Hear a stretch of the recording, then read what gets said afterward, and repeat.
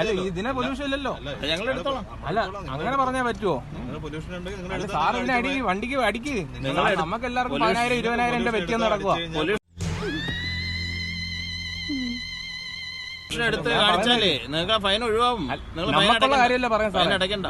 ഈ വണ്ടിയുടെ കാര്യം ഞാൻ പറഞ്ഞത്. ഈ വണ്ടിയുടെ ഈ വണ്ടി അല്ല, അപ്പൊ നിങ്ങൾ പെറ്റി അടിക്കണ്ടേ? ഇപ്പൊ പൊല്യൂഷൻ ഇല്ലാതല്ലേ ഓടുന്നത്. ദമു എന്ത് പറ്റിയടാ? ചായ നെറുകന്തലേ കയറി ബ്ലോക്ക് ആയതാ. ഞാൻ വേറൊന്നുമല്ല പറയുന്നത്. സാർ അവിടെ തൊട്ട് ഇവിടെ വരെ അടിച്ചോണ്ട് വരുന്നത്, എല്ലാവർക്കും അടിക്കുന്നുണ്ട്.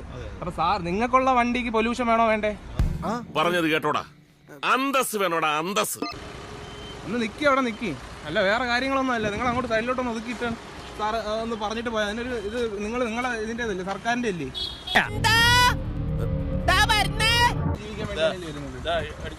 അടിച്ചാ ഞങ്ങളിപ്പോ എടുത്തിട്ട് കാണിച്ചാൽ മതി. എടുക്കുമ്പോ തനിയെ മാറിക്കോളും.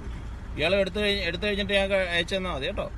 അത് വേറെ കാര്യം അല്ല, എല്ലാവർക്കും ബാധകം നിയമമാണ് സാറേ. നിങ്ങൾക്ക് കിട്ടിയ മുതലും പലിശ ചേർത്ത് കിട്ടി.